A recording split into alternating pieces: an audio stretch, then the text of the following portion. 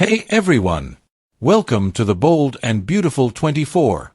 I'm Alessio, and I'm so excited to have you here. If you love Bold and Beautiful, then you're in the right place. Make sure to hit that subscribe button and turn on notifications so you never miss a video. Alright, let's dive right in. From the design office, Hope called to check in on Liam. He was as positive as he could be and stated he would chat to her the next day. When she hung up, Hope wailed in Carter's arms, saying it was hard to comprehend that Liam was going to die. Carter soothed her, and they talked about how she didn't know how to tell Beth. Hope was grateful for the time they had with Liam, but time was limited. Carter assumed Liam wouldn't want her to focus on what he was going to miss and focus on positive memories instead. Hope bemoaned that Liam was being deprived of escorting his daughter down the aisle or holding his grandson in his arms. Carter agreed they all deserved more time. Hope remarked that even in the face of death, Liam was worried about everyone else.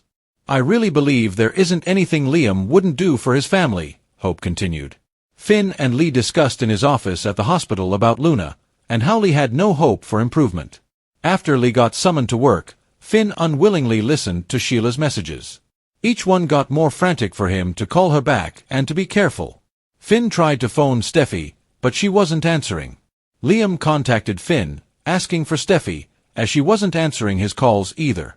Finn informed him that something wasn't right. He could sense it. He added that Sheila had been contacting him to warn him about Luna and that Steffy was at the beach house. Liam stated he was closer than Finn was to the art school, and that he would head there instead. Finn instructed him to phone him when he located Steffy to let him know that everything was okay. At the Beach House Art Center, Sheila and Luna struggled with a gun. Steffy watched in horror as a gun rang out, and Sheila collapsed on the floor. Luna then turned the gun on Steffy.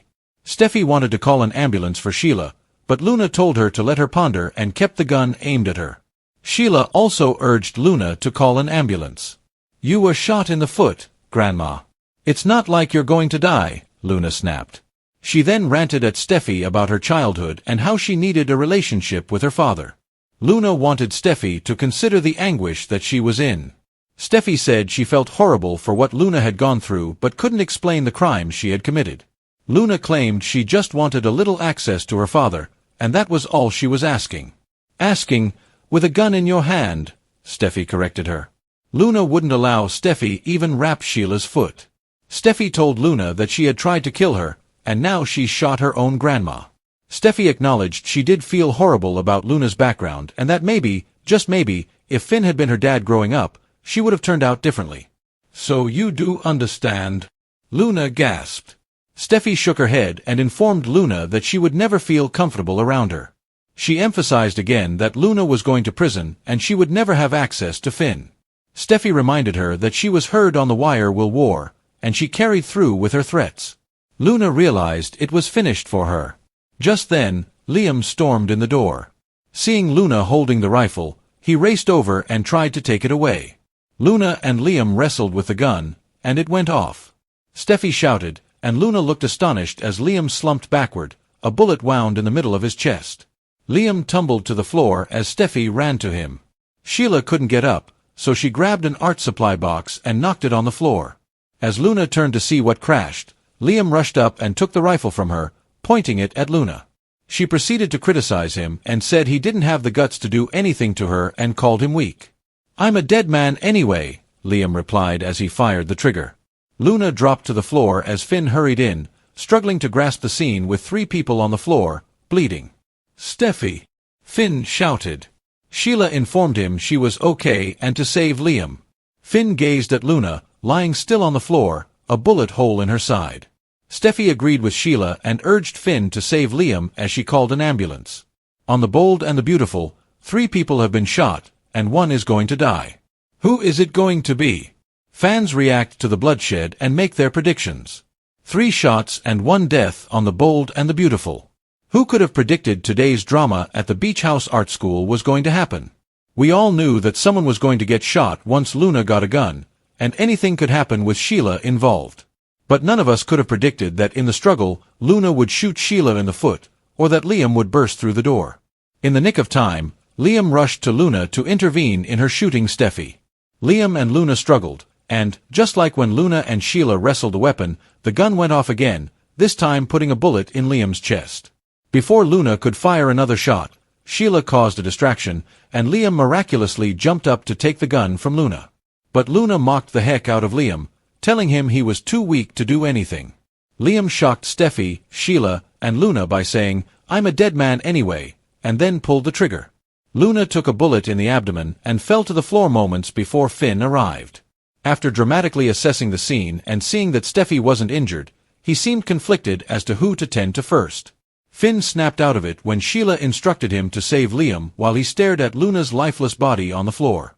"So what now?"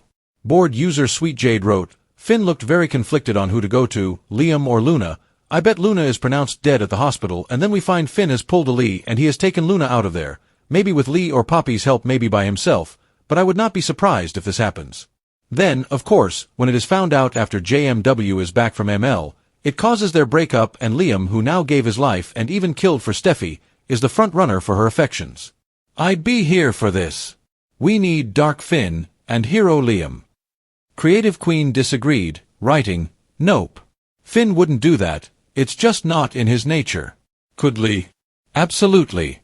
She has the means, the power, and the mindset to take that kind of action if she felt it was necessary. But Finn is a different story entirely. He's guided by his principles, compassion, and strong moral compass. Doing something like that would be completely out of character for him. He doesn't need to go dark to be compelling. His strength lies in his integrity, not in revenge or manipulation. I also think Finn and Steffy leave together for JMW's maternity leave.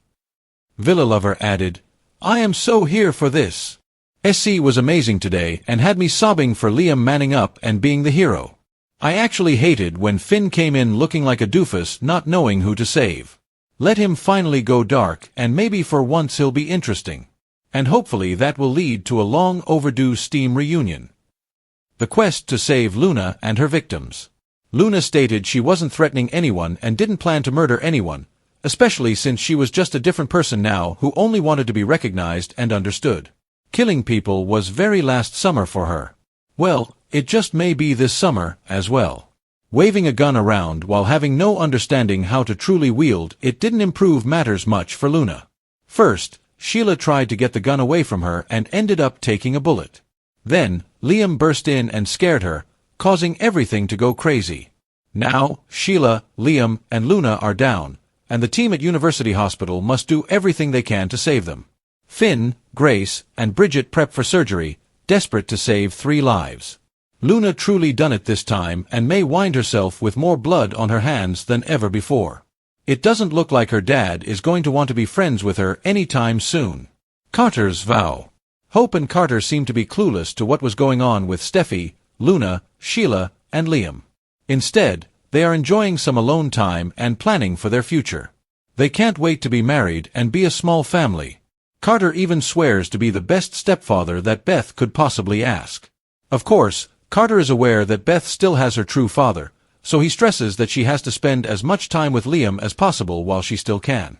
Carter will never take Liam's position in Beth's life, but he can be there for her when she needs him.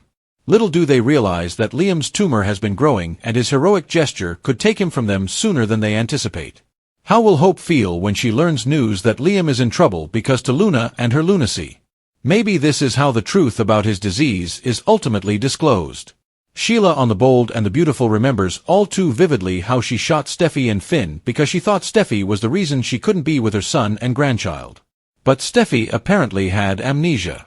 One would think it was seared into her memory, but as a quick refresher, when Sheila had a gun aimed at her and was clearly on edge, Steffy grew adamant that Sheila would never ever see her son again, never have a connection with him, and definitely never have one with Hayes.